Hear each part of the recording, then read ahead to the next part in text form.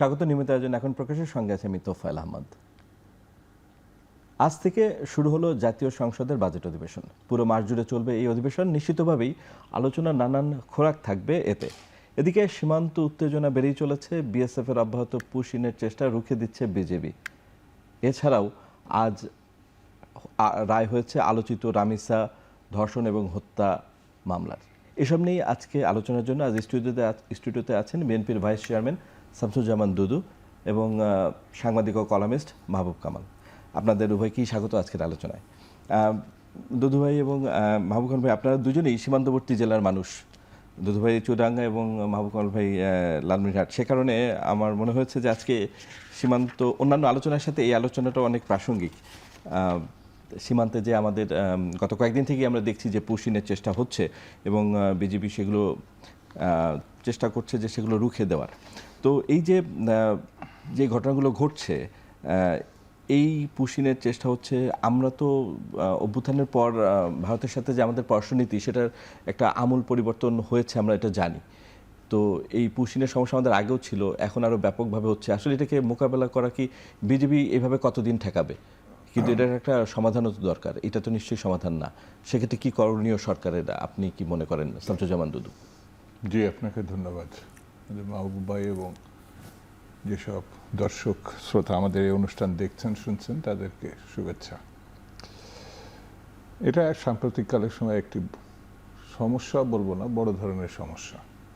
প্রায়শই মনে হচ্ছে আমাদের ভারতে বহু লোক চলে গেছে আমাদের এখান থেকে, তাদেরকে আমাদের ফেরত পাঠিয়ে দেবে। 15 বছর, গত 15-17 বছর ধরে মানে এই তাড়াহুড়োটা আমরা লক্ষ্য করি নাই। মানে সরকার পরিবর্তনের, যেটা আপনি বৈদেশিক নীতির প্রসঙ্গ উত্থাপন করলেন, আমাদের দেশটা অলিখিতভাবে গত 18 বছর ধরে ভারতের অঙ্গরাজ্যের মতো ভারত ট্রিটমেন্ট করেছে। আমাদের তৎকালীন দাবিদার প্রধানমন্ত্রী বলেছে যে এমন কিছু ভারতকে দিয়েছি যা ভারত কখনো ভুলতে পারবে না। মানে এটা ব্যাখ্যাও করেননি তিনি, কিন্তু আমার কাছে মনে হয়েছে দেশটাই অলিখিতভাবে দিয়ে দেওয়া হয়েছিল। যেমন এখন যদি আমি দাবি করে বলতে পারি, সরকার বারবার এই কথাটা লিখিত মানে আনুষ্ঠানিক বৈঠকে বিভিন্নভাবে বলেছে, আমাদের ওখানে কিছু মানুষ আছে, এটা আমি অস্বীকার করি না। তার ভিতরে 1 নম্বর হচ্ছে দাবিদার প্রধানমন্ত্রী তৎকালীন শেখ হাসিনা, আওয়ামী লীগের কিছু মন্ত্রী, কিছু এমপি তৎকালীন দাবিদার, আর অসংখ্য কর্মী যারা এখান থেকে পালিয়ে গেছেন, তারা ওখানে নেই, এটা আমি বলবো না। তো প্রথমেই তো যদি ভারত সৎ প্রচেষ্টা নিয়ে আলোচনা করত যে শেখ হাসিনাকে তারা পুশ-ইন করতে চায়, প্রত্যাবর্তন না, পুশ-ইন করতে চাই। কারণ আমরা কিন্তু ওটা পুশ-ইন করি, মানে পুশ-ব্যাক করি নাই, তাকে আনুষ্ঠানিকভাবে পাঠায়ও নি। একটা অপরাধী মানুষ ভয়ে তার অপরাধকে ঢাকা দেওয়ার জন্য বা সেটা বাঁচার জন্যে সে পালিয়েছে, এবং সেই পালানোর রাষ্ট্রটি হচ্ছে ভারত। পৃথিবীর আর অনেক জায়গায় যেতে চাইছে, লন্ডনে যেতে চাইছে, আমেরিকায়, এমনকি আমেরিকা তার ভিসা ছিল সেটা কি লজ্জাজনক বাতিল করছে, তার যে ভিসা ছিল তার। তো আমার কাছে যেটা মনে হয়েছে যে এখন ভারত, এটা বললে বোধহয় অসঙ্গত হবে না, ভারত এক সময় ভারতবর্ষ ছিল। 47-এ পাকিস্তান এবং ভারত যখন ব্রিটিশরা চলে যায়, তখন এই দুটি রাষ্ট্র হয় এখানে, নট ভারতবর্ষ একটা না। কিন্তু কারণটা কি? ভারতীয়র এই যে খাজলত, এটা খাজলতই বলবো, খাজলতের কারণে তৎকালীন মুসলমানরা বাধ্য হয়ে তারা পাকিস্তান রাষ্ট্রের কথা উত্থাপন করে। যদিও সেই প্রসঙ্গটিতে পরতে 71-এ আমরা মনে করি পাকিস্তানের সেই গুরুত্ব ছিল না, কিন্তু তার অর্থ এই নয় পূর্ব অঞ্চলের মানুষ ভারতের সঙ্গে বিলীন হয়েছে। আমরা আমাদের সক্রিয়তা নিয়ে থাকার চেষ্টা করছি। আর ভারত কি অর্থনৈতিক দিক থেকে আমাদের থেকে কি খুব বেটার কান্ট্রি? এমনকি ওখানে বর্তমান সিচুয়েশনে আমরা যে গণতান্ত্রিক চর্চাটা করি, ভারত ধর্মান্ধ গোষ্ঠীর মানে একেবারে পুরোপুরি নিয়ন্ত্রণে। 47 বছর 70 বছরের প্র্যাকটিসে আমরা কিন্তু যুদ্ধ করছি গণতন্ত্রের জন্য, লড়াই করেছি, কর্তৃত্ববাদের শাসনকে উচ্ছেদ করেছে, কিন্তু ধর্মান্ধ গোষ্ঠীর কাছে মানে দেশ চলে গেছে এমন কোনো নজির নাই। যে ভারতে সেটা এখন পুরা ভারত ছিল, ওয়েস্ট বেঙ্গলটা বাকি ছিল, এবার সেটাও তারা মানে কি বলবো প্রভুর মানে ধর্মীয় রাজনীতির প্রভুর চরণে তারা বিসর্জন দিয়েছে।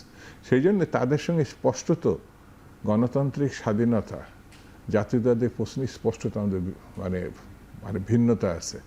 2 নম্বর হচ্ছে তাদের থেকে এমন না যে আমরা ওটা ইউরোপিয়ান কান্ট্রি আর আমরা হলাম একটা, তাহলে তারা যে দাবি করে 90 লাখ অনুপ্রবেশকারী তাদের সেখানে আছে, যেগুলো তারা ডিপোর্ট করতে চায়, এই দাবি এটা উদ্দেশ্যপূর্ণভাবে তারা এই দাবিটা করছে। তবে এইগুলো না করাই ভালো। মানে ভারত যদি সুস্থ, এটা বাংলাদেশের উপর প্রেশার দিয়ে অতীতে 18 বছর যে সুবিধা নিতে চাইছে তখন তো এই প্রসঙ্গটা আসে নাই। এখন আসার কারণ হচ্ছে গণতন্ত্র তারা পছন্দ করে না।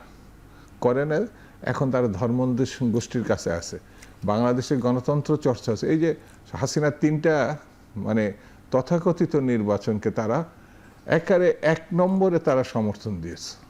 এখন কিন্তু এই সরকারের সঙ্গে উচিত ছিল যে অনেক আগেই বাংলাদেশের ঘটনায় তাদের দুঃখ প্রকাশ করা, তাদের যে নীতি, তাদের যে উদ্দেশ্য, দুঃখ সেটা করেনি কিন্তু তারা।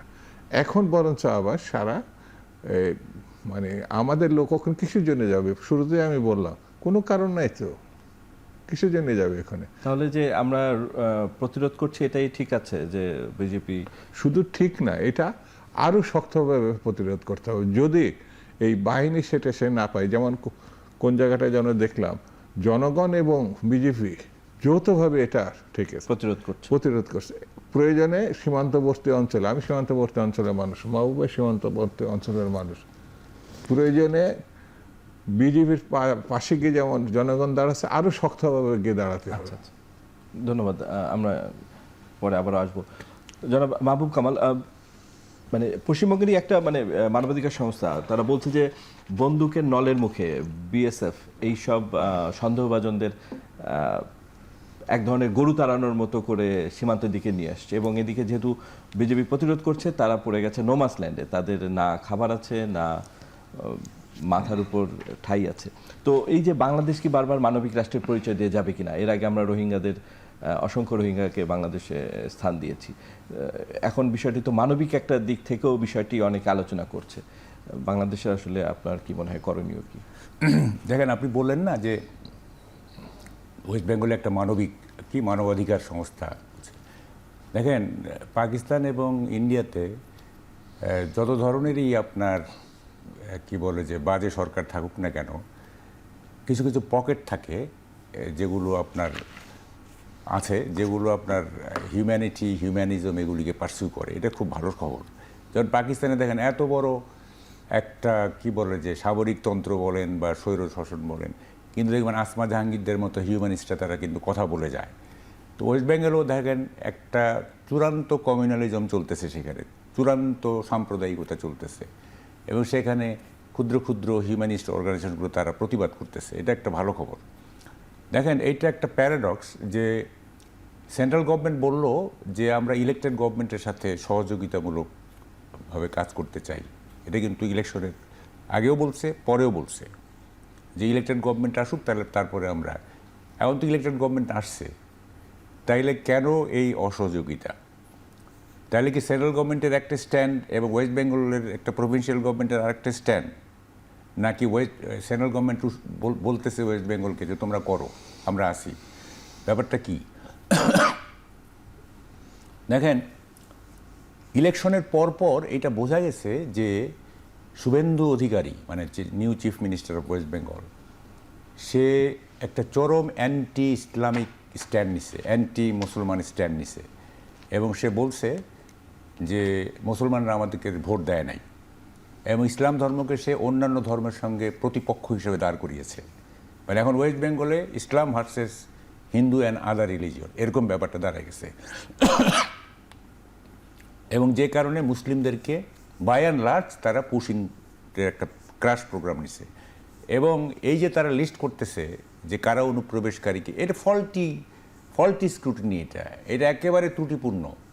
এবং কতগুলি বাজে ক্রাইটেরিয়া তারা অ্যাপ্লাই করতেছে যেগুলির কোনো ভিত্তি নেই। যেমন একটা আছে যে বাবার নামের সাথে সন্তানের নামে টাইটেলে মিলতেছে না। তো এটা কোনো যুক্তি হইল যে বাবার নামের সাথে ছেলের টাইটেল না মিলতে হবে? যেমন আমার ফাদারের নাম নাইমুদ্দিন মণ্ডল, আমার নাম মাহবুব কামাল, কোথায় মণ্ডল আর কোথায়? তো এই জন্য কি আমি ওই বাবার সন্তান না?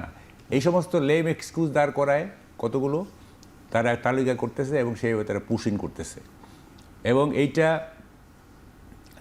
দেখেন, ইন্ডিয়া সব সরকারের ক্ষেত্রেই এই সমস্ত ছোটোখাটো ইরিটেশন করতে থাকে। তারা হয়তো ফিজিক্যাল ইন্টারভেনশন করে না, কিন্তু এমন ইরিটেট করে যেইটা আসলে ফিজিক্যাল ইন্টারভেনশন হচ্ছে মারাত্মক। হ্যাঁ, এবং আমাদের বিজেপি একটা খুব স্ট্রং স্ট্যান্ড নিছে, তারা পুশিং ঠেকাচ্ছে এবং সাহসের সাথে ঠেকাচ্ছে।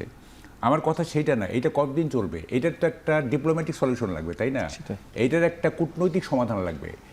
এই বর্ডার ম্যানেজমেন্ট করতে গিয়ে যদি প্রতিনিয়তই আপনার পুশ ইন এবং কাউন্টার পুশব্যাক এটা চলতে থাকে, অথবা বর্ডার কিলিং, এমন হইতে পারে যে নিয়ার ফিউচার হয়তো বর্ডার কিলিংও শুরু হইতে পারে, ইউ নেভার নো, তাই না? তাহলে এটা কতদিন কন্টিনিউ করবে? তাইলে একটা ডিপ্লোম্যাটিক সলিউশনে অবশ্যই আসতে হবে। এবং আমি মনে করি যে এখন আমাদের যে ফরেন, উনি কী করেন খলিলুর রহমান সাহেব? উনি আমেরিকার এজেন্ডা নিয়ে আসেন না। ইন্ডিয়া যে আমাদের নেইবারিং কান্ট্রি, এবং ইন্ডিয়া যে এইসব ওয়েস্ট বেঙ্গল গভর্নমেন্ট যেসব করতেছে উনি দেখেন না?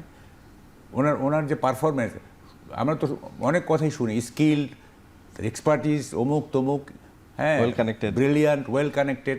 তা আপনি ইন্ডিয়ার ব্যাপারটা দেখেন না কেন? আমেরিকা নিয়ে আসেন, আমেরিকার পারপাস সার্ভ করতেছেন আপনি বলেন, আপনি জয়শঙ্করের সঙ্গে বসেন, হ্যাঁ, কেন এগুলি হচ্ছে? এখন দিল্লিতে যে একটা বোধহয় মিটিং আছে, কালকে কালকেই বিজিবি এবং সেটা তো ডিপ্লোম্যাটিক বিজিবি বিএসএফ মিটিং এ কিছু আসে যায় না। কারণ আমরা অতীতে কি দেখছি, বর্ডারে যখন কোনো সংকট হইতো তখন বিজিবি এবং বিএসএফ ফ্ল্যাগ মিটিং হইতো। এখন অবশ্য ফ্ল্যাগ মিটিং আর হয় না। তো ফ্ল্যাগ মিটিং যে হইতো, এইটার কোনো ছিল, রেজাল্ট ছিল? কোনো রেজাল্ট আমরা পাই নাই। আমরা সবসময় শুনেছি যে শূন্যের কোঠায় নামিয়ে আনা হবে, হ্যাঁ, বর্ডার কিলিং, কিন্তু আসলে তা হয় নাই। এবং বিজেপি বিএসএফ মিটিং করে ইট সিগনিফাইজ নাথিং। ইট সিগনিফাই নাথিং। মিটিং হইতে হবে জয়শঙ্কর এবং খলিলুর রহমানের সাথে, দুই কাউন্টার পার্ট, ডিপ্লোমেসির দুইটা বড় কাউন্টার পার্ট, তাদের মধ্যে মিটিং হইতে হবে। এবং একটা পর্যায়ে তো আপনার একটা সলিউশন তো আসতে হবে, তাই না? এই কমিউনালিজম, এই সাম্প্রদায়িকতা ওয়েস্ট বেঙ্গলে বিশেষ করে সব জায়গাতে আছে। আপনার বিজেপি শাসিত যে সমস্ত রাজ্য, সবখান থেকেই কিন্তু মুসলমানদের পুশিং করা হচ্ছে। হ্যাঁ, ওয়েস্ট বেঙ্গলে বেশি। তো এখন এইটা তো ফর ইয়ার্স টুগেদার, ফর মাস টুগেদার চলতে পারে না। এটা তো একটা এন্ডিং মার্ক লাগবে, তাই না? এটা শেষ করতে হবে। ফলে আমি জোর দিয়ে বলবো, এইটা আমাদের প্রাইম মিনিস্টার এবং আমাদের foreign minister should take it seriously. হ্যাঁ, যাতে আমরা ইন্ডিয়ার সাথে আবার একটা ডিপ্লোম্যাটিক রিলেশন করতে পারি, সমমর্যাদার, সমতা ভিত্তিক, এবং এই সমস্ত যাতে কেওয়াস না হয়, বর্ডার ম্যানেজমেন্টে কোনো কেওয়াস না হয়, নিশ্চিত। ধন্যবাদ মাহবুব কামাল। জনাব শামসুজ্জামান, যদি আপনি এটার উত্তর একটু সংক্ষেপে দিতে চান কিনা, যে আসলে আমরা স্বরাষ্ট্রমন্ত্রীর কাছ থেকে বক্তব্য পেয়েছি, পররাষ্ট্রমন্ত্রীর কাছ থেকে এখনো বক্তব্য পাইনি। পররাষ্ট্রমন্ত্রীর আসলে আরো বোল্ড অ্যাকশন নেওয়া উচিত কিনা, ডিপ্লোমেসির কন্টেস্টে? হ্যাঁ, এটা ঠিকই বলছেন যে সরকারের মুখপাত্র হিসাবে আন্তর্জাতিক অঙ্গনে পররাষ্ট্রমন্ত্রী যথাযথ ভূমিকা পালন করে।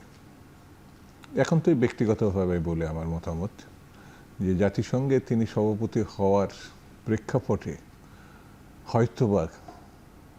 হয়তোবা যেটা যদিও আমরা শুনছি যে ভারতীয় ভোটটা তার পক্ষে যায় নাই, না, আমাদের তো অন রেকর্ড সেখানে পক্ষে ভোট দেয়নি।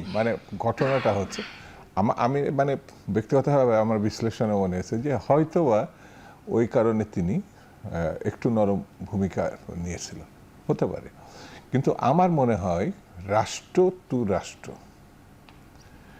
ব্যক্তির অর্জন আর রাষ্ট্রের সমস্যা সংকট বা মোকাবেলা, তখন ব্যক্তির অর্জনকে কতটা গুরুত্ব দেব, এই ব্যাপারটি আসবে কিন্তু। আর বাংলাদেশ একটি গণতান্ত্রিক রাষ্ট্র হিসাবে আলোচনাকে গুরুত্ব দেয়। বাংলাদেশ কিন্তু একেবারে স্বাধীনতা গণতন্ত্রের জন্য যুদ্ধ করেছে। সেই যুদ্ধে একটা মুহূর্তে ভারত একটা বড় ধরনের শরণার্থী সেই সময় 71 সালে তার আশ্রয় দিল। সেই জন্য বাংলাদেশ কিন্তু বরাবর কৃতজ্ঞতা প্রকাশ করে। তো সেই সময় আর এই সময়, অর্থাৎ মাঝে তো 55 বছর গেছে, ভারতের যে ভূমিকাটা আমার কাছে মনে হয়েছে যেটি মানে 70 বছরের তাদের পথ পরিক্রমায় গণতন্ত্রের মুখোশ তাদের খুলে গেছে। তারা একটা ধর্মান্ধ গোষ্ঠী, এখন তারা ক্ষমতায় কিন্তু। আর আমরা ধর্মভিত্তিক রাষ্ট্রের মানুষ ছিলাম, সেটা হলো পাকিস্তান। সেখান থেকে বেরিয়ে এসছে, শুধু বেরিয়ে আসেনি, যুদ্ধ করে বেরিয়ে আসছে। সেই জন্য আমার কাছে মনে হয়েছে তারা ধর্মান্ধ গোষ্ঠীতে গণতান্ত্রিক ব্যবস্থাপনা থেকে ধর্মান্ধ গোষ্ঠীর মধ্যে তারা অনুপ্রবেশ করেছে। আর আমরা ধর্মান্ধ বলবো না, ধর্মভিত্তিক রাষ্ট্র থেকে, ইসলামিক রিপাবলিক, সেখান থেকে বেরিয়ে এসে আমরা গণতান্ত্রিক রাজনীতি, গণতান্ত্রিক দেশ, স্বাধীনতার সপক্ষের ভূমিকা পালন করেছে। সেই জন্য আমার কাছে মনে হচ্ছে ভারতের সঙ্গে আমাদের পার্থক্য ওই জায়গায় যে আমরা এখন যে জায়গাটায় আছি সেখানে নো ডাউট, যেটা কামাল ভাই বললেন, পারস্পরিক গণতান্ত্রিক বিবেচনায় আলোচনার মধ্য দিয়ে এই জিনিসটা মীমাংসা করা। ধন্যবাদ সঞ্জীবন দুদু। আমাদের একটা বিরতি নেওয়ার সময় হচ্ছে। দর্শক, আমরা একটা বিরতিতে যাচ্ছি, ফিরে আসছি একটু পরে।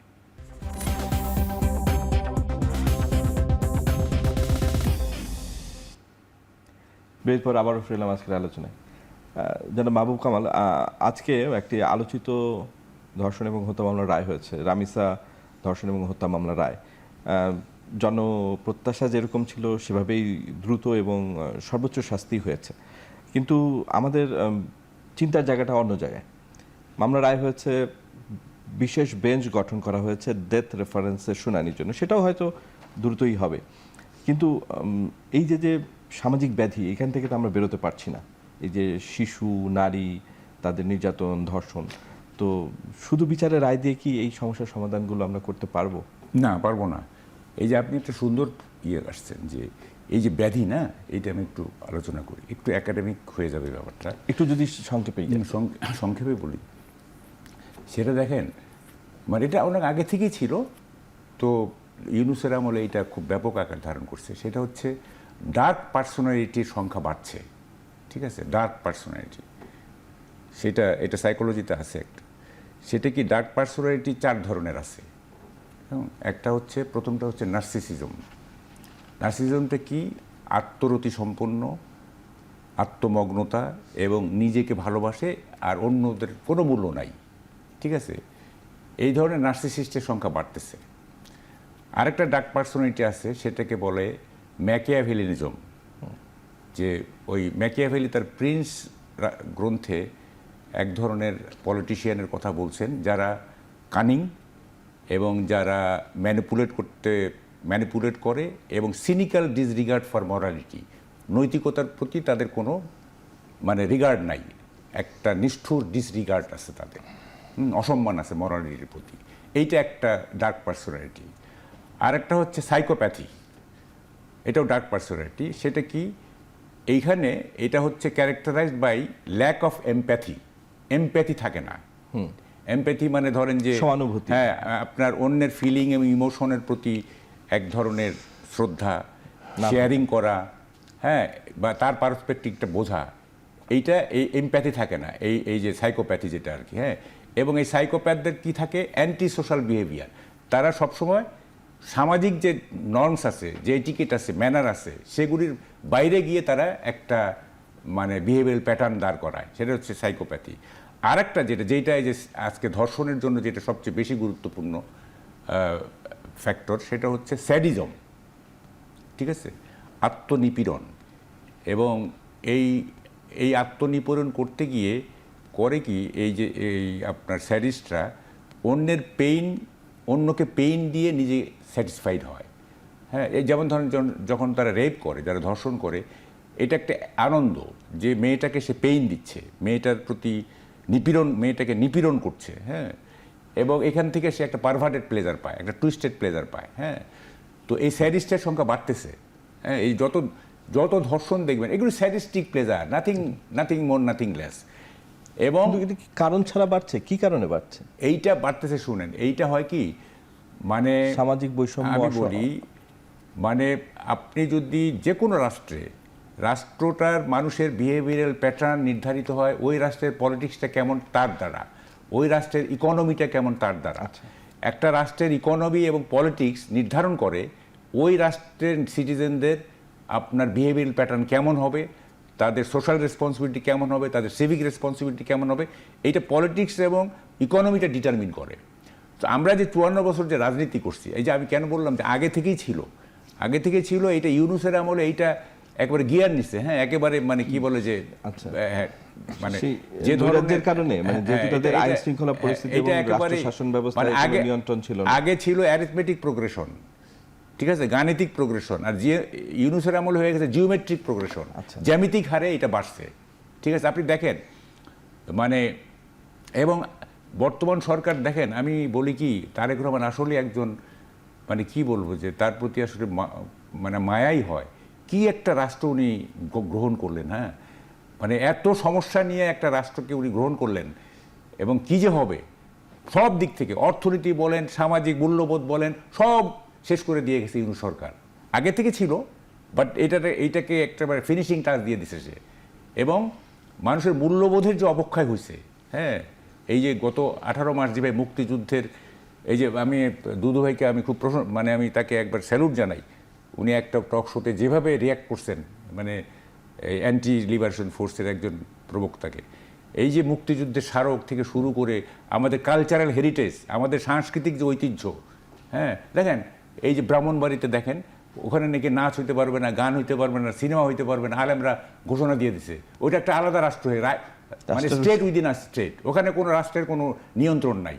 হ্যাঁ, এইভাবে একটা দেশকে এই যে জেহাদি বলেন আর বলেন, ফান্ডামেন্টালিস্ট বলেন, তাদের সাথে একটা ডিভিশন করে দিয়ে, হ্যাঁ, সমাজটাকে এমন এক জায়গায় নিয়ে গেছে, এই রাষ্ট্রকে শাসন করা খুবই কঠিন। এবং তারেক রহমানকে অসম্ভব যোগ্যতার পরিচয় দিতে হবে, তা না হলে পারবেন না। রাষ্ট্র অন্য জায়গায় চলে গেছে। হ্যাঁ, এবং দেখেন এই যে স্পিডি ট্রায়াল হয়েছে না, এটা তো স্পিডি ট্রায়াল হয়েছে না, এবং খুব দ্রুত হয়েছে। এটা এত স্পিডি হওয়া ঠিক হয় নাই, মানে যদিও এটা হয়েছে কারণ যেহেতু প্রাইম মিনিস্টার ডিজায়ার ছিল। আচ্ছা, এবং প্রাইম মিনিস্টার বলছেন যে 1 মাসের মধ্যে এইটা শাস্তি নিশ্চিত করবে। ওই প্রথমটুক ঠিক ছিল, 1 মাসের মধ্যে ট্রায়াল, কিন্তু শাস্তি নিশ্চিত হবে এইটা তার বলা উচিত হয় না। এটা জুডিশিয়ারির উপর একটা জুডিশিয়ারির সম্ভ্রমহানি হয়েছে। তো আমরা যে সামাজিক সমস্যার ভিতর ছিলাম সেটা আসলে নিয়ন্ত্রণ, মানে আপনি যেটা শুরু করেছিলেন যদি একটু শেষ করেন, যে ব্যাধিটা তো আসলে নির্মূল হচ্ছে না সমাজ থেকে। না, আমি তো বললাম আমাদের পলিটিক্যাল সলিউশনের চাইতে আমাদের কালচারাল সলিউশনে যেতে হবে। আমাদের প্রবলেম পলিটিক্যাল খুব বেশি না, আমাদের প্রবলেম কালচারাল। এই যে দেখেন এই যে গালি যে সংস্কৃতি চালু হয়েছে না, এটা কি পলিটিক্যাল প্রবলেম? এটা কালচারাল প্রবলেম। এই যে যেভাবে গালি দিচ্ছে, যেভাবে মানুষকে হিউমিলিয়েট করতেছে, মানুষকে অপমান করা একটা স্যাডিস্টিক প্লেজারে দাঁড়ায় গেছে। ঠিক আছে, একটা কে কাকে কত অপমান করতে পারবে, কে কাকে সামাজিক যোগাযোগ দায়িত্ব। দেখেন একটা ছোট বলি, যেমন জাইমা রহমান না, মানে এই মেয়েটা আসলে লাভেবল ফেলা। হ্যাঁ, সে এত শালীন, এত সুন্দর কথা বলে, দেখেন তাকে নিয়েও পর্যন্ত ট্রল হয়। আমি তো বলি জাইমা রহমানকে কটাক্ষ করার কোনো শর্ত নাই, কোনো কন্ডিশন নেই, কিন্তু তারপরও তাকে নিয়ে কটাক্ষ করা, এটা কিছু হইল? এই জায়গায় চলে গেছে দেশ। হ্যাঁ, আপনি এখান থেকে আপনি রামিসা ধর্ষণের বিচার করে আপনার কিচ্ছু হবে না, আপনাকে মূলে যেতে হবে। এবং এইটা শুধু পলিটিশিয়ানদের দায়িত্ব না, এটা আমাদের সমাজ বিজ্ঞানীদের দায়িত্ব, আমাদের একাডেমিশিয়ানদের দায়িত্ব, আমাদের চিন্তাবিদদের দায়িত্ব, যে এই যে মানুষের মূল্যবোধের যে অবক্ষয় হয়ে গেছে, এইটার কারণ কি এবং এখান থেকে উত্তরণ উপায় কি, এটা বের করতে হবে আমাদের, তা না হলে হবে না। ধন্যবাদ, আমরা আপনার পয়েন্টটা নিতে পেরেছি মাহবুব কামাল। যারা সামজামান দুদু যেটি বলছিলেন যে মাহবুব কামাল, যে স্পিডি ট্রায়াল দিয়েই সব সমস্যার সমাধান হবে না। আবার এটাও ঠিক যে সরকার রাইটলি রেসপন্স করেছে, দেশের মানুষ চেয়েছে যে একটা স্পিডি ট্রায়াল হোক এবং দ্রুত শাস্তি হোক এবং সেটার কার্যকর হোক। তো এইভাবে বিএনপি সকল সমস্যায় কি এইভাবে সমস্যা তো অসংখ্য দেশে, সব ক্ষেত্রেই এত দ্রুত রেসপন্স আমরা পাবো, সুশাসন পাবো? আসলে আমাদের জনাব তারেক রহমান সম্মানিত প্রধানমন্ত্রী, তার জন্য মায়া হয় ধারাবাহিক, মানে উত্তরাধিকার সূত্রে এমন কিছু সমস্যা তার মাথার উপর চাপিয়ে দেওয়া হয়েছে এবং যেটি আগে এটা মানে সমস্যার সমাধান না হোক, কমিয়ে আনা যেত, সেটাকে আরো উৎসাহিত করা হয়েছে, আরো বেশি প্রাতিষ্ঠানিক করা হয়েছে। যেমন মব কালচার, আপনি 18 মাসের ডক্টর ইউনূসের যে সরকার, সেখানে তিনি সরাসরি এই মব কালচার মানে তরুণদেরকে মানে কি করে বিপদগামী করা যায়, তারা অনেক কিছু জানে না, অনেক কিছু বোঝে না, অনেক কিছু মানে খোলা আছে কি টাকা দুহাতে তারা লুটপাট করছে। একবারের জন্য ডক্টর ইউনূস বলেনি আন্দোলনটা সফল হয়েছে, ধন্যবাদ, তোমরা জাতির বীর সেনানী হিসাবে চিহ্নিত, এবার যাও লেখাপড়াই যাও। আমরা তো অভ্যুত্থানে একসময় ছিলাম, 90-এর গণ অভ্যুত্থান তো সরাসরি আমরা যারা ছাত্রনেতা ওই সময় ছিলাম, বিভিন্ন ছাত্র সংগঠনে ছিল, তারা তো এরশাদ বিরোধী আন্দোলনটাকে একটা যৌক্তিক জায়গায় নিয়ে গেছে। আবার গণ অভ্যুত্থান পর জাস্টিস শাহাবুদ্দিন সাহেব 3 মাসের মধ্যে ইলেকশন দিয়ে একটি গণতান্ত্রিক সরকারের কাছে ক্ষমতা দিয়ে তিনি আবার চিফ জাস্টিস, শর্তাধীনে তিনি গিয়েছিলেন, দায়িত্ব নিয়েছিলেন, চিফ জাস্টিস হয়েছিলেন। এই যে উত্তরণ, সেই সময় ছাত্রদেরকে জাস্টিস শাহাবুদ্দিন সাহেব বলে নাই যে তোমরাই সব করছো। সেই সময় আমার ঘটনা হচ্ছে যে এখন যে জায়গাটা আমরা যে ব্যাধির কাছে আছি, মাহবুব কামাল ভাই চমৎকারভাবে সুন্দরভাবে এটা মানে ব্যাখ্যা করছেন, কিন্তু প্রশ্নটা আছে প্রায়োগিক অর্থে আদর্শিক জীবন যদি না থাকে, ছাত্র আন্দোলনে আমরা যেমন আদর্শিক ঘটনা ছিল না বলে 24 আর 90-এর ভিতরে একটা ফারাক আছে।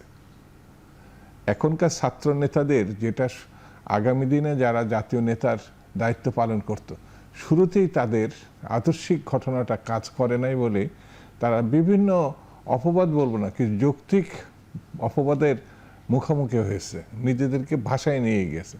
90 এটা আমরা দেখি নাই। অর্থাৎ প্রথমত আদর্শিক জীবনটা মানে রাষ্ট্র থেকে, যেমন রাজনীতির একটা নির্মমতা আছে, তা প্রাকৃতিকগতভাবে রাজনীতির বাইরে যদি চলে যান, রাজনীতি আপনাকে যে শাস্তি দেবে সেটা কিন্তু কম না। যেমন আপনি 15ই আগস্টে যে ঘটনা দেখবেন, রাজনীতি উত্থান ঘটিয়েছিল, রাজনীতি তাকে আবার ভয়ঙ্কর পরিণতির মুখোমুখি করছে। 5ই জুলাই তো একই ঘটনা, না না, ভয়ঙ্কর মুখোমুখি করছে। আপনি এই জিনিসটা যদি অনুধাবন করতে, মানে ওই সময় অনেক কিছু আলোচনা তারা করে, কিন্তু গণতন্ত্রের কথা বলে ডিক্টেটরশিপ একেবারে একদল, রক্ষী বাহিনী বিরোধিতা করলে পরে গুম খুম নির্যাতন, সেই পিরিয়ডের কথা বলছে। তারপরে কিন্তু পরবর্তীতে আস্তে আস্তে রাজনীতি মানে একেবারে ধ্বংস করার জন্য সবথেকে ভয়ঙ্কর হচ্ছে ডক্টর মোহাম্মদ ইউনূস পিরিয়ড। সেই পিরিয়ডে যা কিছু ওরা করছে সবগুলোটাই উৎসাহিত করা হয়েছে। তারই এখন বিস্ফোরা হিসাবে যে জিনিসগুলো আমরা উত্তরাধিকার সাথে এই সরকারের মুখোমুখি করছে, তার ভিতরে একটি আছে এই যে ধর্ষণ বলেন, নারী নির্যাতন বলেন, শিশু হত্যা বলেন, এই ঘটনাগুলো এর।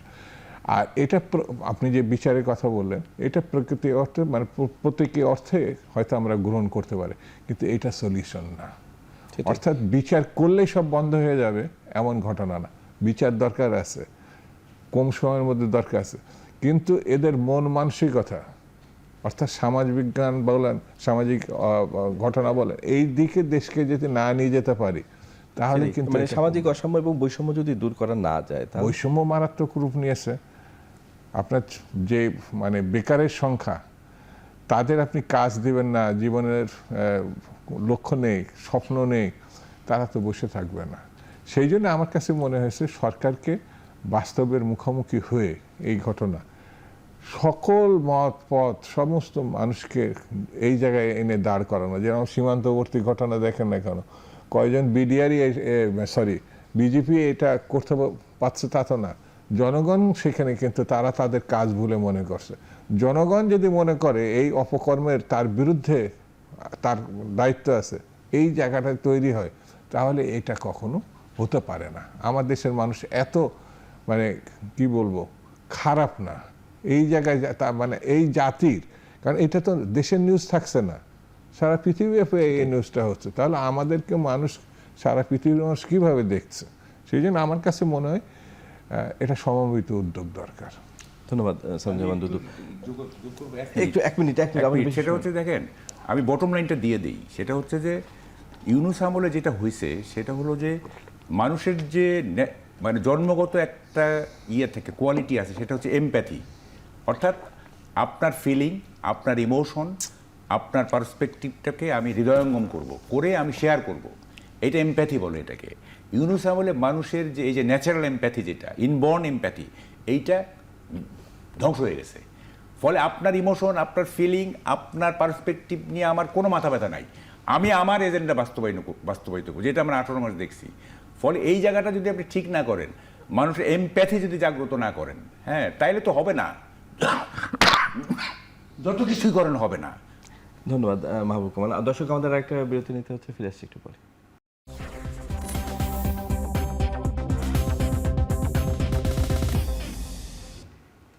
বিরতির পর আবারও ফিরলাম আজকের আলোচনায়।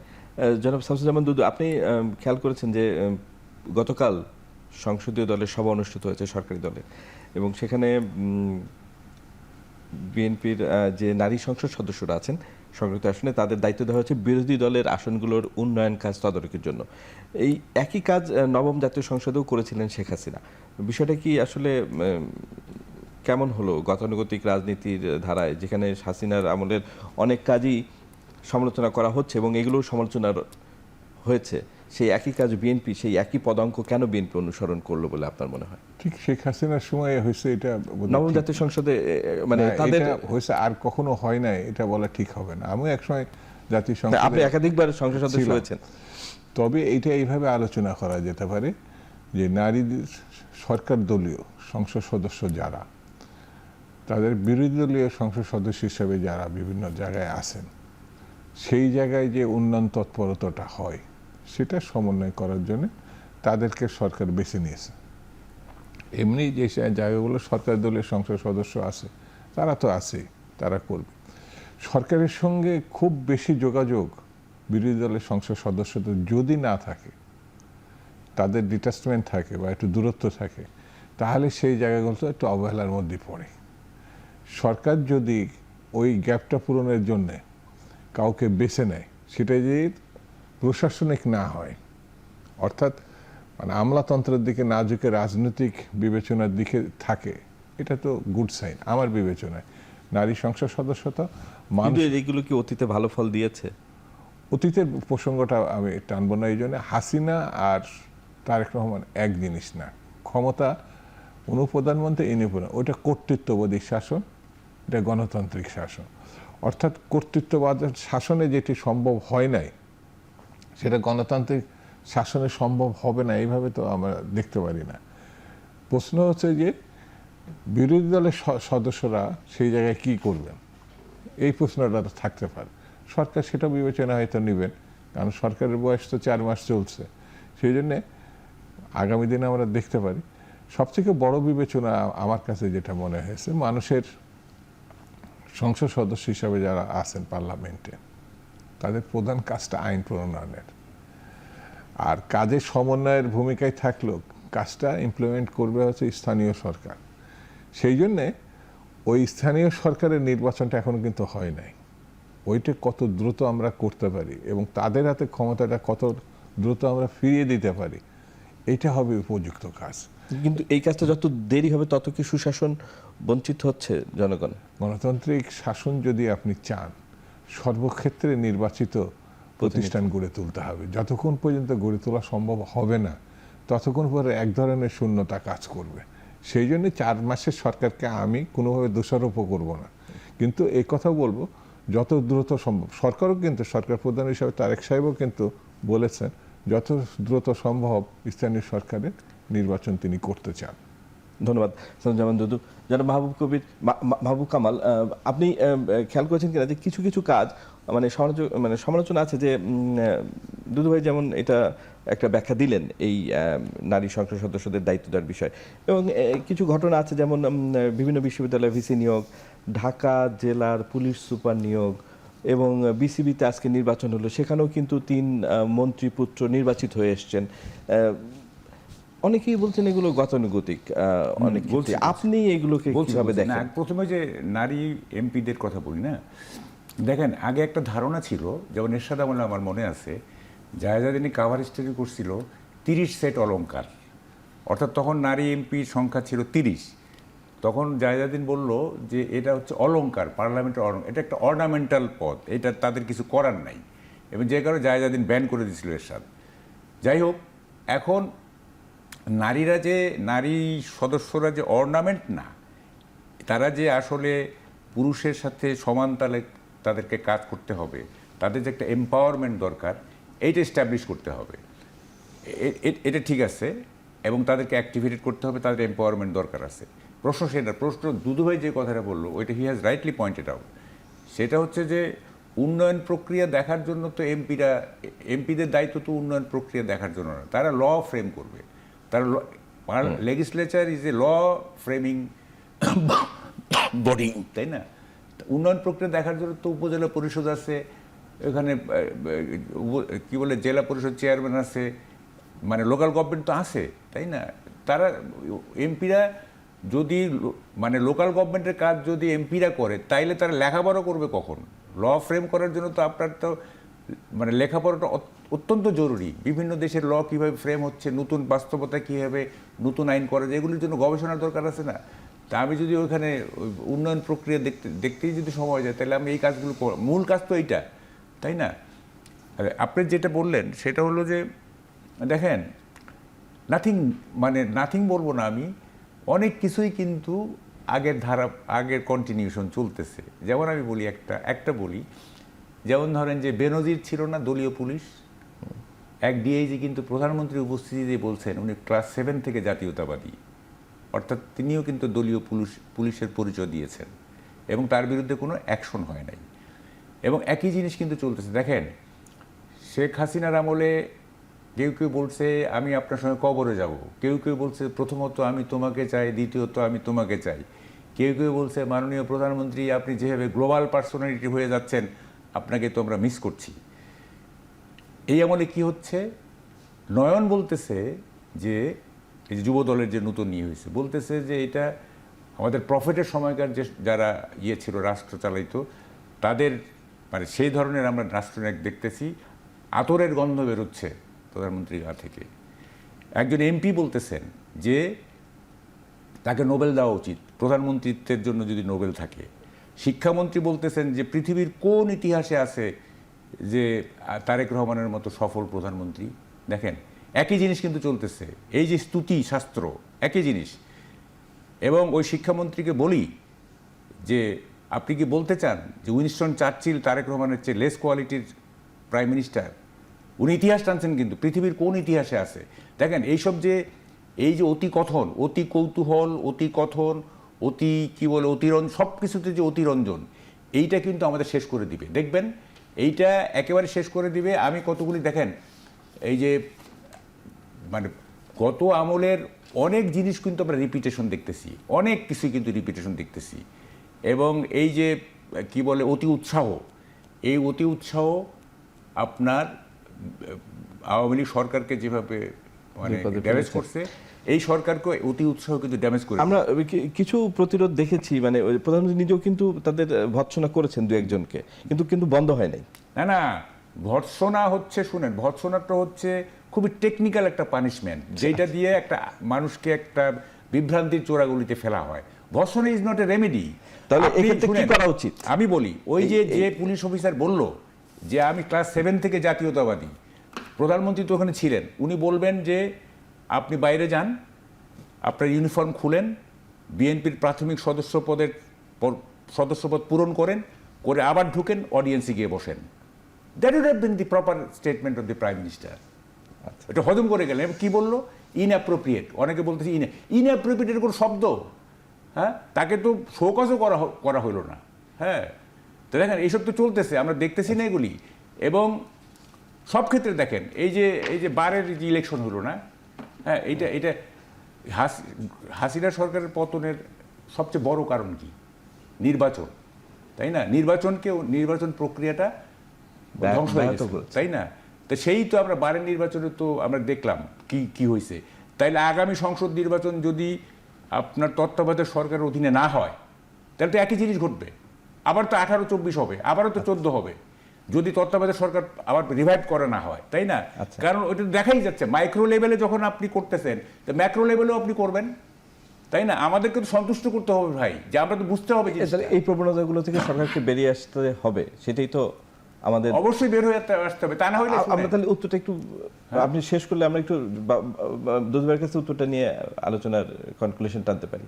না, আমার কথা হচ্ছে যে জিনিসগুলো সমালোচিত হয়েছে সেই জিনিসগুলি কেন রিপিট হবে, তাই না? ধন্যবাদ। যেমন দুধু ভাই, আপনি তো ঘটনাগুলো দেখেছেন, মানে এই ঘটনাগুলো আসলে সরকার কি ফিডব্যাক বা কিভাবে নেয়, যে এই যে এটা তো আমরা দেখেছি অতীতে তার কি ফল হয়েছে।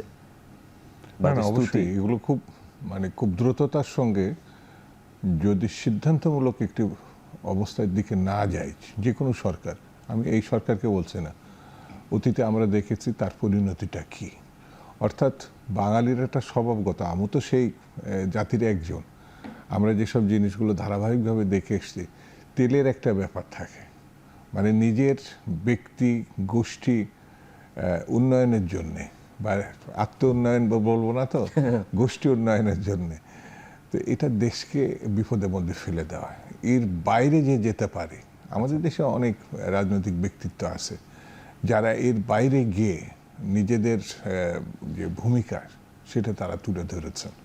এখন আমাদের জাতিকে এবং বিশেষত তরুণ সমাজকে আদর্শিকভাবে যদি আমাদেরকে সামনে নিয়ে যেতে হয়, তাহলে এইসব তেল মর্দনকারীদের বাদ দিয়ে আদর্শিক একটি, মানে সেটা সর্বক্ষেত্রে, প্রশাসনের ক্ষেত্রে, আইন শৃঙ্খলা, সব ক্ষেত্রে এটি যত দ্রুত করা সম্ভব হবে তত আমরা রাহা মুক্ত হব। ধন্যবাদ সামজুমান দুধু এবং জনাব মাহবুব কামাল আমাদের এই আলোচনায় যোগ দেওয়ার জন্য। দর্শক, আজ আমরা এখানেই শেষ করছি, আবারও দেখা হবে সমসাময়িক বিষয় নিয়ে। ভালো থাকবেন, শুভরাত্রি।